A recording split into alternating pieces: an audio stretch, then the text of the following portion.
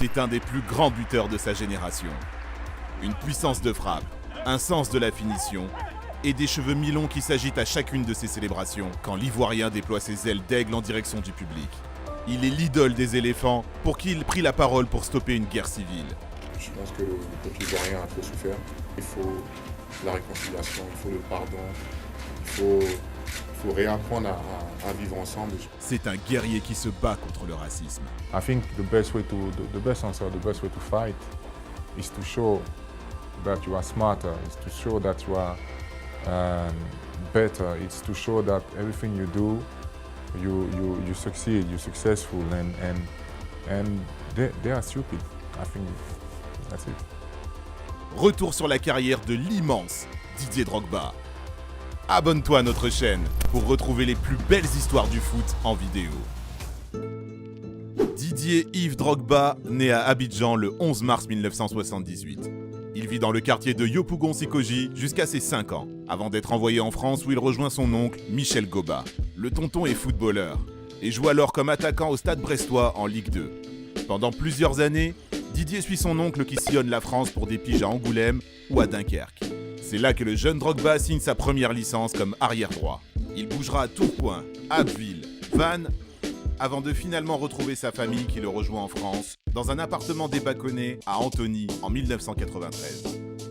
Privé de football pendant 1 an à cause d'un redoublement, Didier a le droit de reprendre son sport préféré au Levallois Sporting Club. À l'époque, c'est Srebrenko Repšić qui entraîne les jeunes. Le Yougoslave, ex-partenaire de Safet Sušić à Sarajevo, voit vite le potentiel du garçon qui inscrit 30 buts avec les moins de 17 ans. Parfois surclassé en équipe première, Drogba décide finalement d'intégrer un centre de formation, Le Mans. Barré par Daniel Cousin, Drogba doit se contenter de quelques fins de match. Le Mans a besoin d'argent et vend le jeune Dédé à Guingamp pour 100 000 €. Pour sa première saison, il inscrit 3 buts en 11 rencontres pour aider le club à se maintenir. Et en 2003, la Ligue 1 découvre l'ascension d'un futur roi. Pas encore au point physiquement, Didier se blesse en début de saison et doit enchaîner les kilomètres de jogging sur l'île de Bréa. Il en bave, mais le travail paye. Sur les 4 derniers mois de la saison, Drogba est tonitruant. Il plante 17 buts, impressionne par sa puissance physique. Épaulé par des joueurs comme Florent Malouda, Dédé et l'EAG termine à 3 points de la Ligue des Champions. L'année suivante, l'Aigle se pose sur la Canebière et devient en quelques mois la nouvelle idole de la cité phocéenne.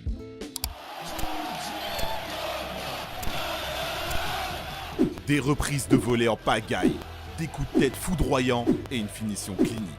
32 buts en une seule saison, dont 11 en Coupe européenne. Une année énorme, ponctuée d'une finale de Coupe UEFA. Sur sa route marseillaise, il croisera celle de José Mourinho lors d'un match face à Porto. À la fin du match, l'entraîneur vient le voir pour lui dire que s'il en a l'occasion, il le fera venir dans son club. L'année suivante, José Mourinho débarque à Chelsea et Didier Drogba devient l'attaquant phare d'une équipe bientôt mythique.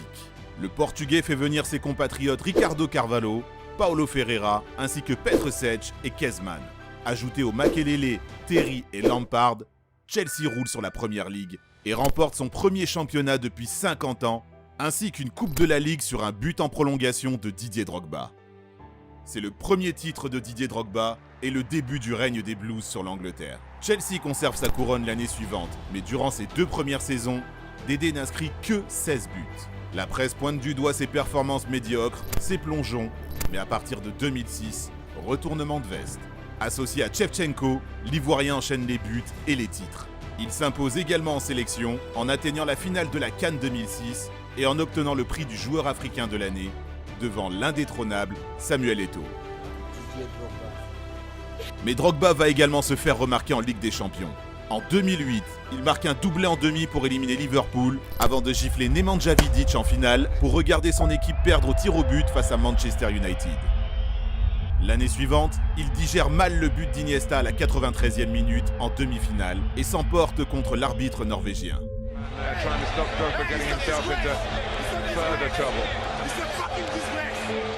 Toujours pas de coupe aux grandes oreilles pour Drogba, mais l'éléphant continue de marcher sur la Première Ligue. Un 3e titre en 2010, avec une saison à 44 buts, un titre de meilleur buteur et une qualification pour la Coupe du Monde en Afrique du Sud. Il deviendra face au Brésil le premier joueur ivoirien à marquer en phase finale de Coupe du Monde. Finalement, Il devra attendre 2012 pour enfin soulever la Ligue des Champions. Face au Bayern Munich, il inscrit le but de l'égalisation à la 88e minute, puis le pénalty de la victoire. Une belle manière de dire au revoir à ses supporters, à qui il aura offert 157 buts en 341 matchs. Il quitte Londres la saison suivante, direction Shanghai. La fin de carrière est plus exotique. Quelques mois en Chine, mais le Shanghai FC connaît des problèmes administratifs et Didier file à Galatasaray. Une saison, histoire de se faire accueillir par une foule en délire, de remporter la Super League et de voir ce que ça fait de marquer durant un derby stambouliote en Super Coupe de Turquie. En 2014, il revient pour un baroud d'honneur à Chelsea, le temps de ramasser un 4e titre de champion d'Angleterre.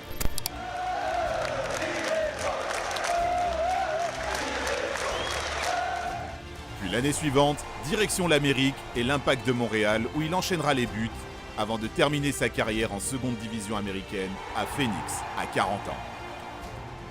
Un dernier éclair de la foudre Drogba qui aura électrisé les supporters aux 4 coins du globe. Par ses buts, mais surtout par son charisme. Drogba dégageait une aura. Au point d'avoir un téléthon à son nom lorsque les supporters de Marseille se cotisaient pour le ramener sur le Vieux-Port. Le Drogbaton. Au point d'être élu meilleur joueur de l'histoire de Chelsea. Au point d'incarner la Côte d'Ivoire sur le terrain et en dehors. Quand son pays traverse une crise politico-militaire au milieu des années 2000, il milite pour la réconciliation. Après les violences qui suivent l'élection d'Alassane Ouattara en 2011, le meilleur buteur de la sélection participe à la commission de vérité et réconciliation. Je pense que la meilleure réponse que donner au peuple ivoirien aujourd'hui, c'est ça, c'est cette implication dans cette commission. Parce qu'aujourd'hui, je pense que le peuple ivoirien a trop souffert. Je pense qu'aujourd'hui, on est obligé de repartir sur de nouvelles bases. Et pour ça, il faut la réconciliation, il faut le pardon, il faut réapprendre à vivre ensemble. Ambassadeur des Nations Unies, nommé comme une des personnalités les plus influentes par le Time, également vice-président de l'ONG Peace and Sport, Drogba multiplie les actions et les campagnes pour promouvoir l'inclusion sociale et la paix partout dans le monde. Drogba, c'est un footballeur et un homme d'exception. L'un des plus grands attaquants du XXIe siècle. Un gars qui a porté sur ses larges épaules l'OM, Chelsea et la Côte d'Ivoire. Un éléphant qui a trompé énormément de gardiens, encorné les plus beaux trophées et qui a toujours fait face à ses responsabilités. Pour tout ce que tu as fait, merci Didier. Tu resteras à jamais une légende et l'un des plus grands joueurs africains de l'histoire, si ce n'est le plus grand. Merci d'avoir regardé la vidéo. Dis-nous en commentaire si selon toi, Didier Drogba est le meilleur joueur africain de l'histoire, s'il te plaît. Et maintenant, sur quelle autre légende du ballon rond veux-tu que l'on fasse une vidéo? N'oublie pas de liker et partager autour de toi. À très vite. Ciao, ciao.